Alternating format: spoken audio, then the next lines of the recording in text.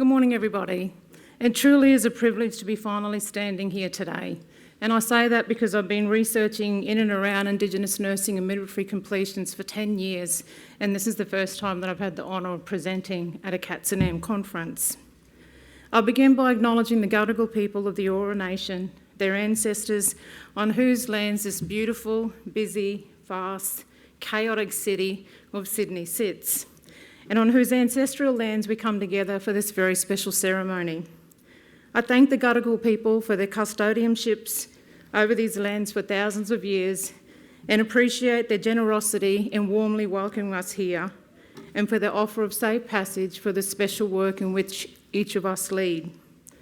I'm the daughter of a lifelong health worker and advocate and the granddaughter of a long line of healers. I was born and raised Kalkadoon, my grandmother's country, desert people from far northwest of Queensland, and had bloodlines through my father to the Jacunda peoples in central Queensland. And I pay my respects to these proud Emu, Sangwana, and Echidna kin of mine, and I stand before you a product of them and a product of this great country.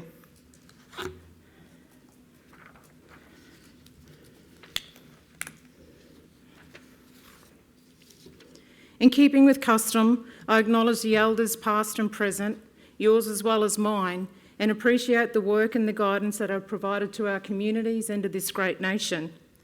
I acknowledge the work of KNS, the leadership of Mel Robertson, the Chief Executive Officer, and the President Marnie Tulua, and congratulate you and the board on the new and exciting direction that you are taking this organisation.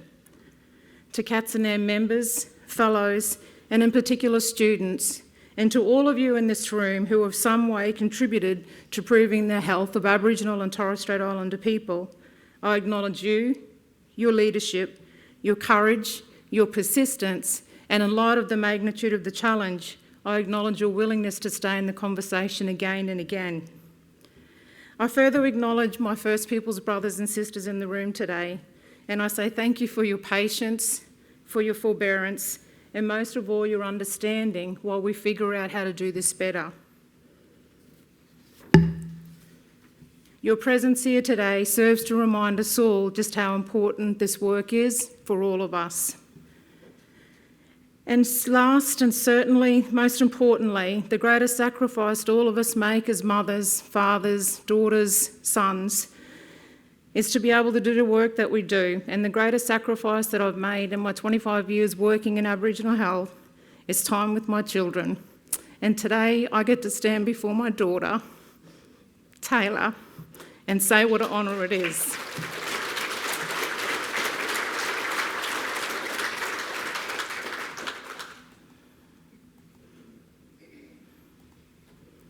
I am a third generation Aboriginal registered nurse, and today I honour Auntie Sibby, Auntie Silla, Auntie Anne, Auntie June, my twin sister Leona, my brother Laurie, and my daughters Taylor and Tyler. That's my father's sisters, my mum's auntie. We were the first generation to be university trained, and I have a set of twins that are now studying nursing, one who commenced midwifery, switched to communications, but I know she'll find her way back. Today I'm going to talk to you about the Aboriginal and Torres Strait Islander nurses of this country rising to what is going to be one of the greatest challenges of our time. KNS's vision, bear with me, KNS's vision is for Aboriginal and Torres Strait Islander nurses and midwives to play a pivotal role in achieving health equity across Australia's health system for our First Peoples. And in order to do this, and consistent with Priority 1 identified in the statement, is the need to develop and support the recruitment and retention of Aboriginal and Torres Strait Islander nurses. And the way in which I'm going to do this is through the findings of my PhD. So some of you might be saying, well, that's a little bit dated, Roianne. So it was nearly a decade ago that I collected the data and analysed the data for my PhD. And the reason I've chosen to do this is because the findings have as much relevance today as they did then. And sadly, they have as much relevance today and then as when my brother, sister and I undertook our Bachelors of Nursing almost 20 years ago. I'm saddened by the continued negative discourse around Aboriginal and Torres Strait Islander nursing and midwifery in this country. especially given the purpose of my PhD was to disrupt this discourse. The aim of the Indigenous Concurrent Mixed Method study was to uncover the current state of Indigenous nursing success in this country. The data was analysed and collected for the years 2002 to 2008 to reveal the differences in commencement numbers, progression, attrition and completion rates. Key findings were that national commencement numbers and completion rates for Indigenous nursing students have increased overall, but the disparity between completion rates for non-Indigenous and Indigenous students was in urgent need of attention, with almost a 70% disparity. I should also note that at the time of undertaking my PhD, it was that the nursing and midwifery data could not be separated, that it was coded the same. So the quantitative data is relevant for both nursing and midwifery at that time. In 2017, I went back and reanalysed the data, and the most recent data was up to the 2014 period. And what that showed was a 27% gap in nursing completions between Indigenous and non-Indigenous students. So across the 13-year period, there'd only been an improvement by 8.1% in 13 years as a country, an 8.1% improvement in completions. This equates to approximately 1.6% improvement per year nationally. From the results of our analysis, it appears that there has been no real growth in Indigenous nursing student participation rates in pre-registration courses for well over a decade, when considered in relation to an Indigenous Australian population growth for the similar period. Given these results, neither a substantial increase in the Indigenous nursing workforce is likely in the foreseeable future, nor is the achievement of recruitment and retention targets set by some government policies. This presents us all with a very serious issue, especially given the critical role of Indigenous nurses and midwives in improving health outcomes for our country's First Peoples. This evidence provided by that study suggests that there is not only a shortage of Indigenous nurses, but to date, no nationally agreed upon targets that have been set, and an issue that still remains unchallenged. I respect the magnitude of work that is happening in this space around cultural safety. I respect the work of Irihapati Ramsden, and I thank our New Zealand brothers and sisters, our Māori brothers and sisters, for Irihapati Ramsden's work. And while there's a commitment from all of our peaks and everyone across the country to address this issue, it should not be at the detriment of the self-determination of Aboriginal and Torres Strait Islander people. And that is, in this context, increasing the number of Aboriginal and Torres Strait Islander nurses. While Indigenous nursing students are enrolling in Australia's tertiary undergraduate courses in increasing numbers, and in some years by 200% increases, their completion rates remain significantly lower. Many barriers limit the completion rates of Indigenous nursing students, and while the research around those barriers is important, it must not be downplayed. It is vital to also focus on the success factors and work towards understanding why some students manage to succeed despite the barriers that are in play. And this will be the focus of my address today. I will cover four key areas. The first is the need to reframe the stories of our Aboriginal and Torres Strait Islander nurses and midwives, not of despondency and deficit, but of strength, resilience, determination and success. The second key area is an area which, through the qualitative data analysis, was most frequently identified by Aboriginal and Torres Strait Islander nursing students and academics. That the individual student characteristics as enabling Indigenous nursing students was a critical theme. There were four sub-themes that come out as a product of that broader theme: motivations for choosing nursing, students' personal attributes, life and work experiences, and most importantly, the timing upon which you undertake your degree. The third key focus area is that identified through a secondary narrative analysis, and that is creating walking tracks to success. A secondary narrative analysis was undertaken because I didn't believe that the thematic allowance provided the story behind the Aboriginal student's journey. It was also conducted to uncover the stories of success by Aboriginal students. The narratives reveal 6 threads: making a difference, valuing Indigenousness, the healing strength of connections, resisting racism, embracing support, and persevering towards completion. These narrative threads elicit the stories of success and offer a new perspective from which the experience of the students can be viewed.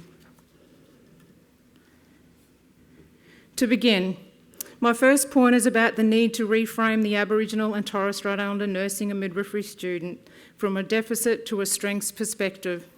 Intelligent, determined, Aboriginal and Torres Strait Islander men and women who stand tall as successful people and students in their fields of work and study, proud of their heritage and anchored in their culture. Let us tell the stories of Indigenous nurses and midwifery achievement and hard work, because their stories are the true markers of our success. Their stories are the true markers of our people's progress. That being an Aboriginal and Torres Strait Islander nurse or midwife means to succeed, to achieve, to have big dreams and to have high hopes. To draw strength from your identity as an Aboriginal and Torres Strait Islander person in this country. And my second key focus area will further assist to exemplify this issue. During the interviews, the most frequently identified theme, as stated, was individual student characteristics. The paramount factor for enhancing Indigenous student completions was harnessing and strengthening these characteristics. Successful students had a strong desire to make a difference to the health and outcomes of their culture and their communities. Some were following in the footsteps of a family member with experience working in Indigenous health and used this to motivate them to overcome any challenges that they may have faced. While previous research has identified characteristics involved in success such as family, individual student factors and educational preparedness, this study was the first of its kind to identify the importance of motivations for undertaking nursing or midwifery as a significant predictor of student success. In addition, participants outlined the importance of the students' own Indigenous identity and how that facilitated their progress through their Bachelor of Nursing and Midwifery.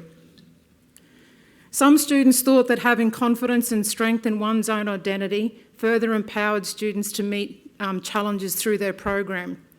Participants discussed how students handle experiences of racism differently.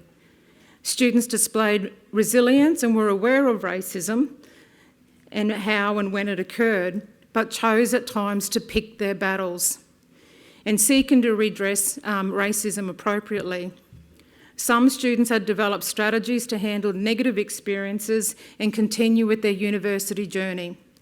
Student participants revealed that when confronted with issues that might have had detrimental effects to their study, such as racism, family and cultural obligations, they sought solutions rather than succumb to the potential of barriers. Students adopted strategies of perseverance, persistence, and in face of challenges.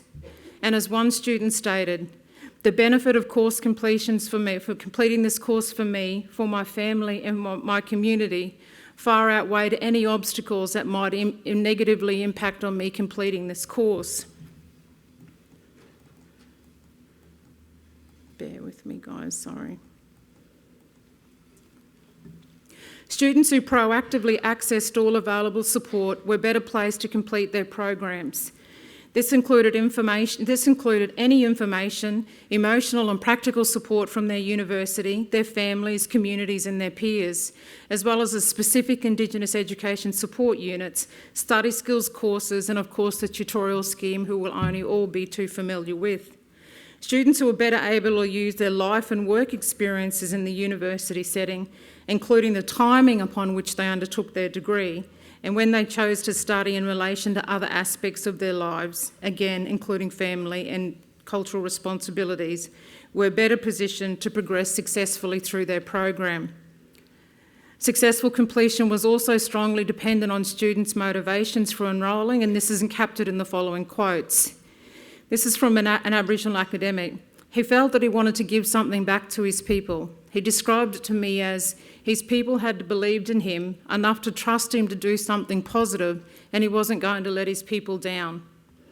An Aboriginal student said, "I'm doing this because I want to make a difference, to go home. My intention is to get my nursing degree, and then I've got something to offer my community. My whole life I've wanted to do that, and this is my opportunity." Personal attributes of the participants, including their perseverance, their determination to overcome challenge, and this balance was absolutely critical.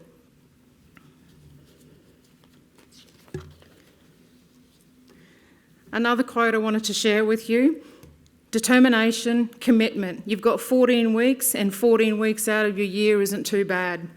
I think you just got to be more understanding that people don't have that knowledge, and that's not necessarily their fault. And what you don't know, you just don't know. And sometimes it helps just to have a bit of a laugh with other Aboriginal nurses and midwives. I'm going to experience racism in nursing anyway. You just have to learn to deal with it.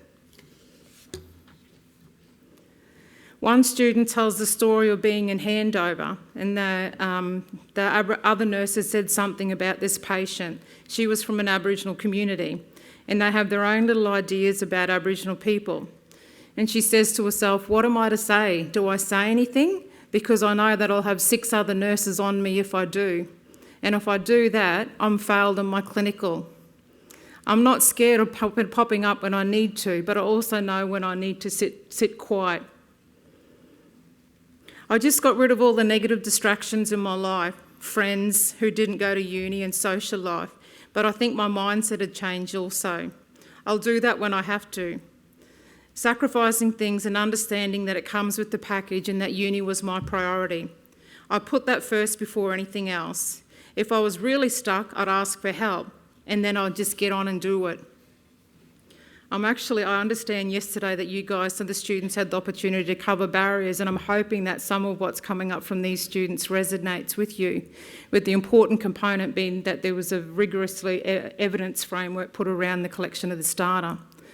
I just think growing up a little bit, because now I kind of realise that I've got to get serious about it, whereas back when I finished the Indigenous bridging program, I was still young. I was on the social and party mode and just had my friends and my boyfriend, and that was a distraction. And then I just had to pull my head in. I've been struggling, thinking I should have went straight into nursing, like I'm getting a bit long in the tooth, she says. But I used to think I wasted most of my adult life working when I should have been out there getting a degree. But this year, after doing that mental health placement, I finally realised that all of my experience was for the better. The third and key focus area of creating walking tracks to student success was the one that was an absolute honour as an Aboriginal researcher to undertake. So the plot lines that had come up out in the storylines from 8 Aboriginal nurses was the making a difference, valuing Indigenousness, healing strength of connections, resisting racism, embracing support, and persevering towards completion, further elaborated on in 9 manuscripts that were a product of my PhD. These are the Aboriginal nurses, and obviously they've got pseudonyms for their names, and they had individual stories as well. So Lisa's storyline was an Aboriginal warrior woman's journey. Ria was sacrificing for a better future. Kim was for the greater good. Isabella, it's my time and failure is not an option. Stacey, exceeding my own expectations. And Debbie was success in isolation. These themes describe strong motivations and imperatives underlying participant decisions to study nursing, and then their drive to get to the end of their course. And again, there was a triangulation of this data with the other thematic analysis, and it further validated students wanting to make a difference in their communities and within their families and within Indigenous Australia in general. Participants wanted to support the health of their people, but also to show other Indigenous people that it is possible to complete a tertiary degree. A strong thread throughout the participant story was the value of their indigeneity, including the value of them as Indigenous people, by the university and the healthcare systems from within they moved as part of their program. Participants spoke of the importance of education being inclusive of Indigenous culture and healthcare needs, and how this was culturally validating for students, strengthening some of their self-identity. The inclusion of Indigenous content helped them to realise the importance of Aboriginal health professionals in Indigenous health in Australia, and further validated their reasons for choosing nursing. By studying Indigenous health content, some students learned a lot about themselves and their families. The Indigenous nursing academic was identified by all students as a critical catalyst for their success, instilling in them the belief and attitude that they could successfully complete their program and move into the next phase of their nursing career. Throughout the stories, the thread of participants' relationships and connections was strong. Having affirming and supportive relationships with peers, family, community, culturally appropriate support at university was particularly important. Students drew strength from the connections which they used to develop and overcome challenges, including racism. An important source of connection was the Indigenous student staff, other Indigenous students, and also the Indigenous education support units. Participants acknowledged that these people were important in creating a family-like environment within the institutional structures of a university. Yes, racism was a common thread throughout the participant stories. Students described a range of responses when confronted with racism.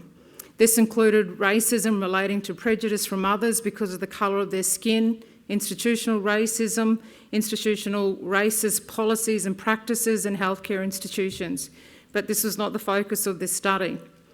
Some students strategically responded to racism and learned how to choose their battles. Other students provided an insight into where they believed the racism emulated from, and I'll share 2 comments. I think you've just got to understand that people don't have that knowledge, and it's not necessarily their fault because they just don't get taught that in schools. At the end of the day, it doesn't get taught in schools, and what you don't know, you don't know.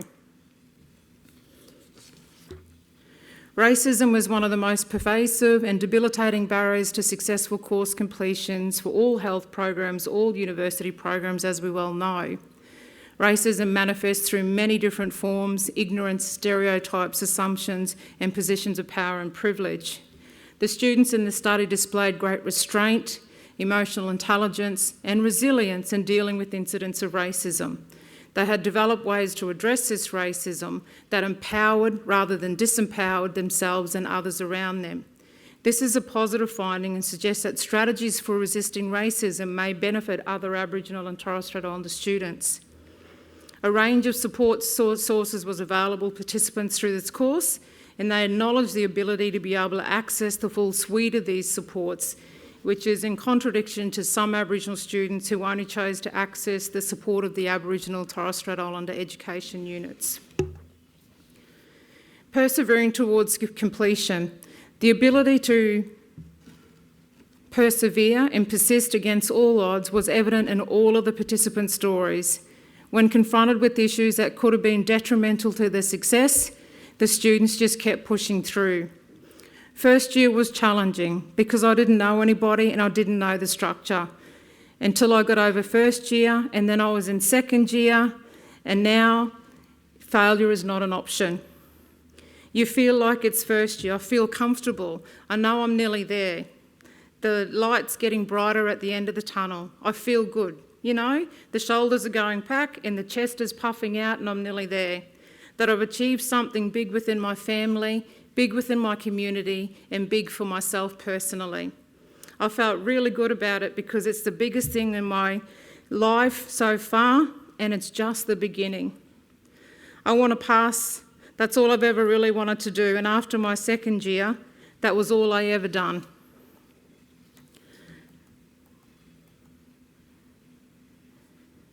So the specific objectives of this study were to describe Indigenous student experience of success in higher education nursing programs.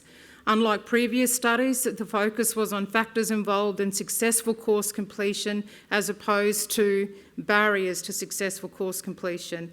This unique study, undertaken from a strengths-based perspective, also aligns with the Aboriginal and Torres Strait Islander health principles, provides several key findings. The focus on success, in keeping with who, encourages the adaptation of a positive stance when attempting to understand the Indigenous nursing and midwifery student experience, despite the significant barriers in which they face. It is therefore difficult to ascertain the synergies between this finding and other findings that have looked at the barriers.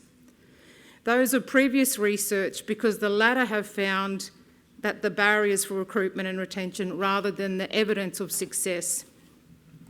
Out of the PhD come numerous recommendations, which from the PhD developed a model of excellence for schools, 39 schools of nursing nationally to adopt, of which none of those schools of nursing have yet to adopt. The first one is to appoint an Indigenous nursing academic in all schools of nursing. Since completion of the PhD and now being at a professorship level, I realise that appointment needs to be at a senior lectureship at an absolute minimum or above because of the institutional racism that they would have to deal with to be able to support Indigenous students. Development and implementation of racism resilience building tailored for Indigenous nursing students is critical. We know that there's something about the nursing discipline that is unique to other health professionals. Through my work at Griffith University, we've developed a tool to measure the cultural capability development of health professional students pre and post in Indigenous education and cultural safety training.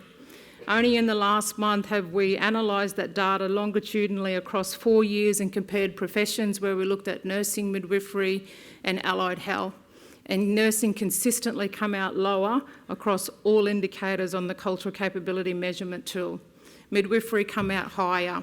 So our job now is to go in and have a look at the factors like the philosophical underpinnings of each of these professions, what other mechanisms are happening within programs and schools, and what's happening at a national level that allows our non-Aboriginal colleagues to be more receptive to understanding and learning about themselves and how their own values and beliefs interface with Aboriginal and Torres Strait Islander students and also our people in the healthcare system.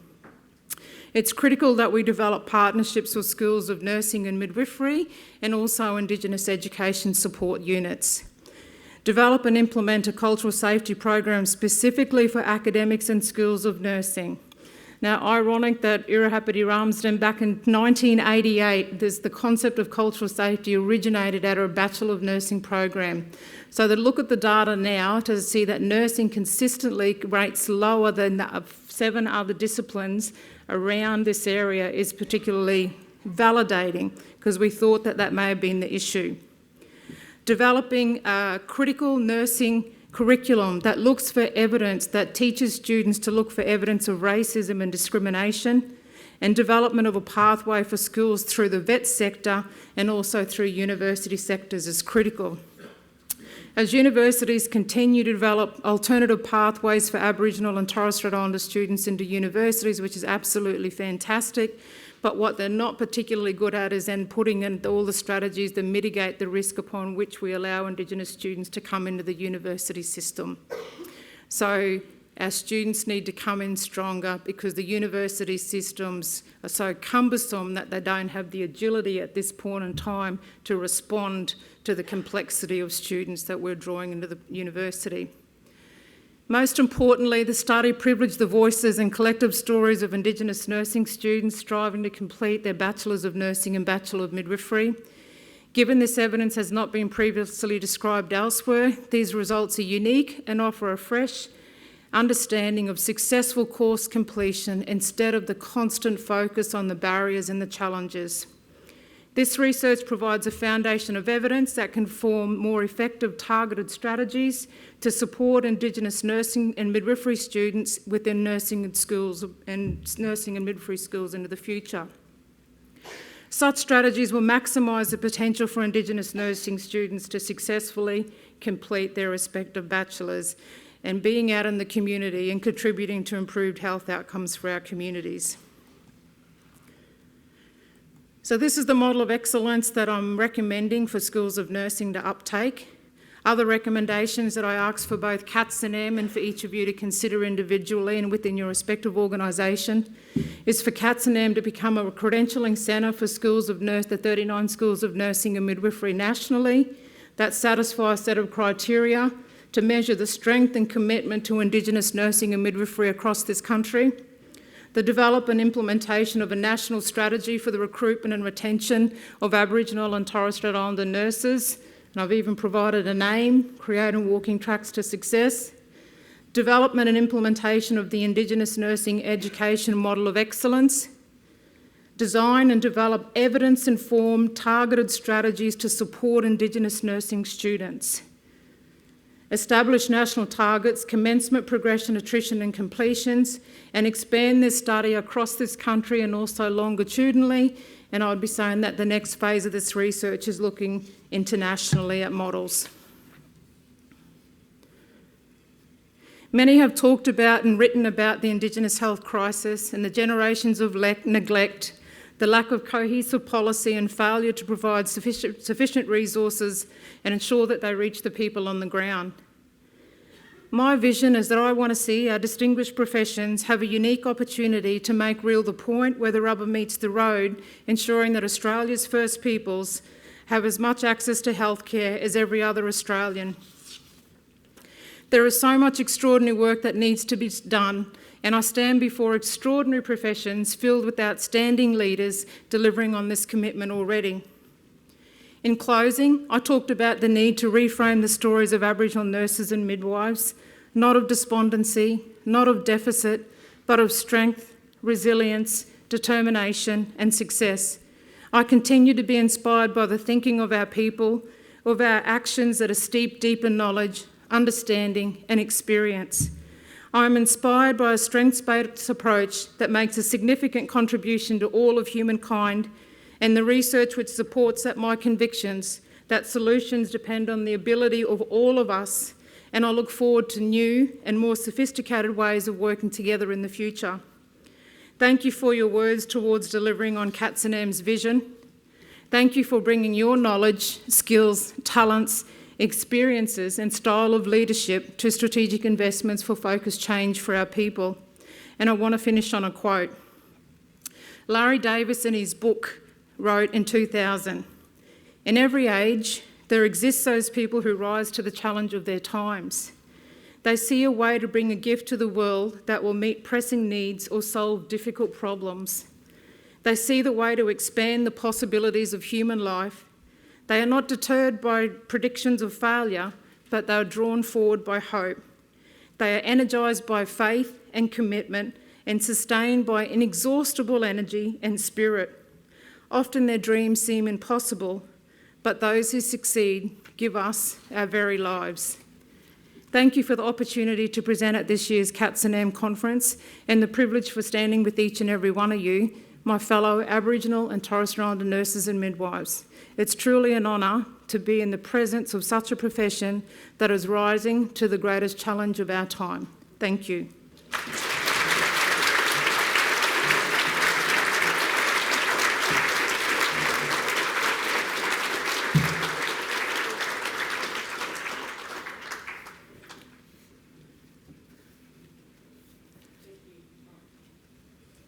Thank you for Professor West. I just want to open up for a couple of questions. We've got a few minutes. Is there anyone in the audience who'd like to ask Professor West a question or any comments? Surely that got you thinking, Mob. Come on. I'll go. How you going? I'm Carita McCarthy and I'm from Darwin. I'm a third-year nursing student with 5 units left to go. Well done. And you just hit that on the head more than... Do I really need that, Mum? Yeah. But yeah, I just want to thank you because that was sensational. This is my first conference that I've ever been to. I got to speak yesterday for the first time in my life. I've actually spoken. I know you don't believe that, you Mob, but it's true. But yeah, that was just awesome. Thank you so much. Thank you. I enjoyed it and got so much Why was from it awesome? You just told my story through every student that you interviewed for your research. There wasn't anything that wasn't said that I don't feel. And yeah, pretty much it was just awesome. You were speaking and I felt like you'd interviewed me. That was the reason why I chose to do this, because as I move around all the conferences and still continue at KNS, I hear the same narrative I hear the same narrative, and it concerns me. Yeah. So I challenge every student in the room today across this next 3 days, when you talk about a challenge about being an Indigenous nursing or midwifery student, that you also talk about one of the privileges of being an Aboriginal and Torres Strait Islander nursing student in this country.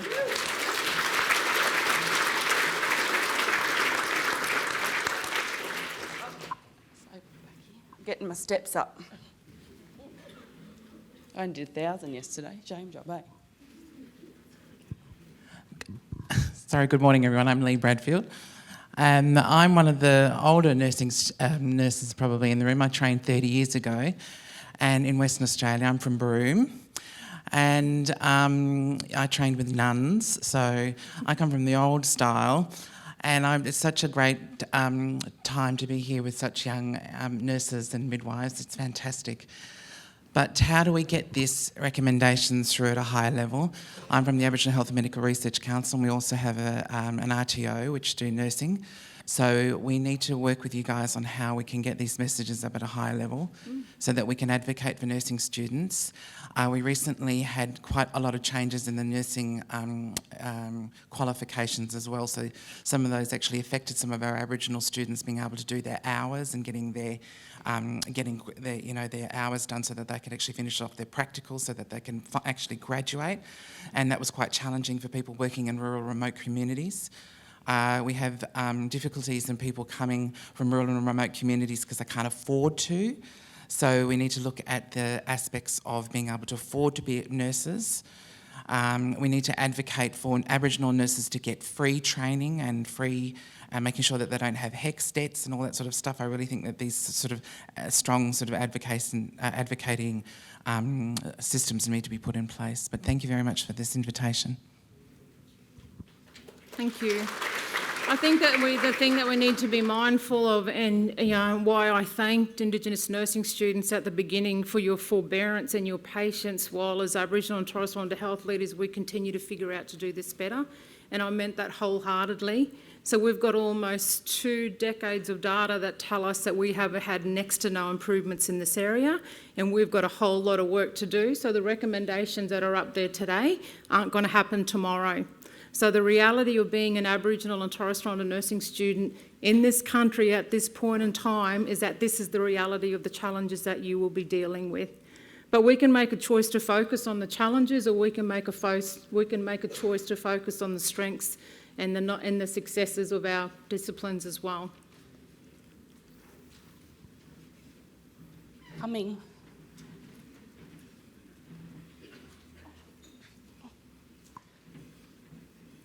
Thank you very much. My name's Holly Northam. I'm from University of Canberra. I've also got the privilege of being representing the Deans of Nurses and Midwives. And I think what you've suggested and your recommendations is outstanding. What I think we should be doing, and we being allies along with Aboriginal and Torres Strait Islander nurses and midwives, is putting it to our deans, putting it to our directors of nursing, to our leaders in healthcare across Australia. Have they done their cultural safety training? What do they know? How can they lead these organisations and require the staff to be doing these and be accountable and actually hold that level of accountability at the highest places in this country? Because I think it's only when we do that that we'll start to be able to have the leadership and support to make the changes that are so critically important. And I think from a professional point of view, it's up to people like myself to actually start screaming at the mountaintops that this is what they need to do, but we need to hold them accountable first. Perfect. Right person in the room, Holly. Well said. Can I just say, in regards to the nursing program accreditation standards that come out of Australian Nursing and Midwifery Advisory Council, there needs to be much more rigour around the Aboriginal and Torres Strait Islander standards. So in my role, I sit across 23 health professions, 16 of those that are regulated through the Australian Health Practitioners Regulatory Authority, and nursing's accreditation standards are very open for interpretation for our 39 nursing schools. That should be in our program accreditation standards. We know within medicine in particular says that there must be evidence of a level E, a professorial appointment within the medical program. That's what we need for this work to be able to shift through our nursing schools. So thank you. I'm glad you're in the room today. Yep. Just got one last question here. Yeah, my name's Heather. So I do some work for Wallatuka up in Newcastle, online tutoring, and one of the issues with that is like what you're talking about there, the credentialing idea we're experiencing is that for that course, Rob Waters is running it very much like with the shoestring sort of budget where he can't even bring in people, Aboriginal people from the workforce to talk to the students. You know, they have a few face-to-face lectures. That to me seems something that I don't know who you would address that to and what happens there. Why is that occurring that they can't have just, like people have to go just, you know, for free, you know, just go because they want to help out, but if you're holding down a job as well, it's very hard. Yeah, so I just wonder why that happens. There's multiple reasons, and how Aboriginal and Torres Strait Islander health isn't exempt from some of the complexities in Aboriginal and Torres Strait Islander issues in general. When we've got a school of nursing and a university education system that comes under the Department of Education, and then we've got Aboriginal and Torres Strait Islander health that comes under the Department of Health, and never should the departments talk. So we're straddling two spheres here, and students need to understand that that's the complexity. What I like about the credentialing system is that students then can pick the university that suits them. So they don't then go into a university and they have a university that doesn't have a nursing academic, that doesn't have an Indigenous support strategy, that doesn't have a partnership with community control, that isn't working with CATSNM. You don't just go to any hairdresser to get your hair cut. You go to a hairdresser who's going to give you a good haircut. So you need to learn to pick a university that suits you and suits your family, most importantly, because not all 39 schools of nursing are doing exemplary in this area. It was very fractured across the 39 universities for that 13 years of data collection. And that's because we do not have a nationally consistent approach in this area. So we will continue to grapple with Indigenous health. If we look at the priority areas for nursing in Australia, aged care, chronic illness, where's the highest representation of Aboriginal and Torres Strait Islander people? Chronic disease. So do we not need Aboriginal and Torres Strait Islander nurses working in areas of chronic disease? Yet Aboriginal and Torres Strait Islander workforce is not considered in nursing workforce modelling. That's a massive issue, not only for us, but nursing in Australia. I appreciate the interest of time, but I think this dialogue is really important, so I'm just going to take a few more comments and questions from the floor. Hi, Professor West. I'm very nervous because I'm over here, sorry. Oh, yeah. My name's Tamara. I'm from Noongar Nation, but I'm actually working up in the Cape York with the Poonapima Cape York Health Council, so midwife up there. I just want to thank you for revisiting your PhD, like that work that you did, and reminding us of our responsibility to our nursing and midwife students that are coming through. And I just wanted to say that this all is transferable, you know, and can be used in those grassroots, community-controlled organisations that some of us are working in, and just taking on that challenge to support and nurture our students and provide them with clear pathways into those communities that we work in, and being really good mentors. So thank you, yeah. Thank you. You've made me think of 2 points. One, that we're getting exceptional, or we're getting better. I don't know if I'd use the word exceptional. With the curriculum framework and with some retention work, we're getting better within universities at supporting Indigenous students. And even though students in the room might not necessarily feel that, there have been improvements across the decade. However, most nursing programs have 50 to 60% of their program that are clinical placements, and that's a massive gap for us as actually partnering with industry. Now, I'm not saying that that piece of work isn't important. What I'm saying is that we need to focus on one, and our big piece of work is increasing the number of Indigenous graduates in nursing and midwifery, because once we get critical masses rather than trickling numbers out of our 39 universities, we will continue to work in isolation.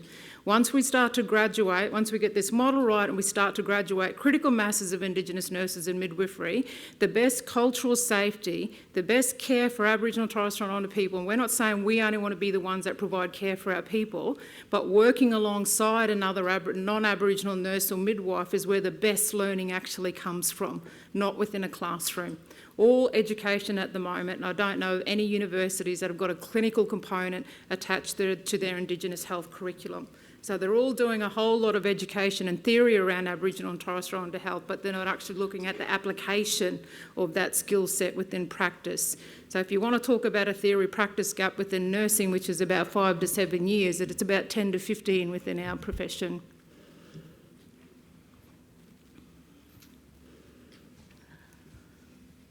Hi, Roianne. It's Marion Kickett from Curtin University. Hello. Yeah. How are you? I'm very well, thank you.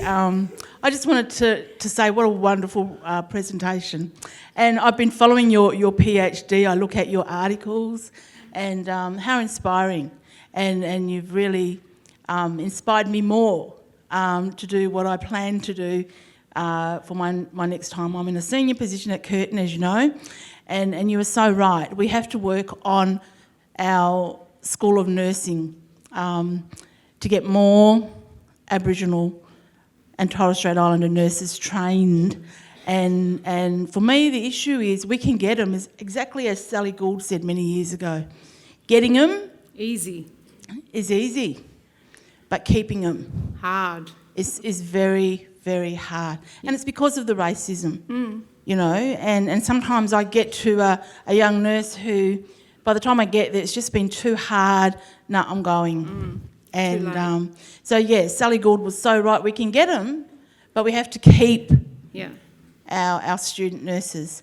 And that takes, you know, a lot of work and a lot of effort. But been more inspired today in what you're saying. And I'll go back feeling really energised and tackle our School of Nursing at University of, or Curtin University. We also have an Elevate wrap there, so I'm going to use that as well. Good. So thank you very much. That was very inspiring. Thank you. Can I make a special acknowledgement? We've got 3 Aboriginal First Nations professors in the room, and Marion Kickett and also Professor Paparangi Reid in the room, and acknowledge the challenges of being a professor of First Peoples Health in Australia and also New Zealand. So I was a bit starstruck knowing I was meeting both of you today. I also want to add, if you look at my PhD, it focused on completions, not retention, because I knew many Aboriginal nurses who'd been within their Bachelor of Nursing programs upwards of 10 years. And that's disappointing. So they've failed a subject, so we know that we've got a 2.5 times more likelihood of Aboriginal and Torres Strait Islander nursing students failing nursing in trimester 1, which, because it's a prerequisite into trimester 2, automatically puts them on an altered progression and extends their program a year. Then they've been psyched out, so then they end up failing almost. We've got 1.5 times more likely failing the second year, adds another year. So my PhD focused on completion, not on retention. And there'll be, most of you will be able to find another Aboriginal Torres Strait Islander nursing colleague, former student, who will tell you a similar story. And we don't want our students to be stuck within a system and away from their families and away from their communities and doing the important work that they set out to do. We've got one more over here, Roianne. Over here, Roy. Roy, here. Can't see. Oh, sorry. Hi. Hello. So it's Susan Anderson, and I suppose I want to confirm the work that's happening in education, but I just want to reflect to the health bureaucrats that are sitting in the room, and so I'm going to refer to Phil. That, you know, so in New South Wales we've been doing Respecting the Difference program for a number of years, and I was very involved in the writing of that program. And that program is becoming obsolete in a way because it's not really addressing the principles of cultural safety.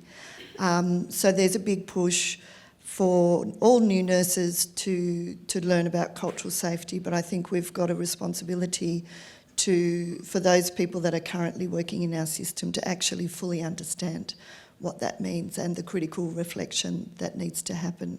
So a review of those sort of programs is definitely needed. Perfect. So I'm not saying that I don't think cultural safety training isn't important. What I'll reiterate again what I said, what I see is 90 to 95% of us responding to building the cultural capability of non-Indigenous nurses and midwives and systems and schools, which means that the already very few resources that we have, money, human, that 5% is then left around building this and facilitating the self-determination of our people. And that's a risk given we only make up for a very small percentage. So you constantly have to be checking in to make sure that 90% of our work is about the self-determination of First Peoples, and the other bit has to take some responsibility from the non-Aboriginal and Torres Strait Islander nurses in this country as well. Professor West, thank you for your continued drive to improve the health and wellbeing for our people.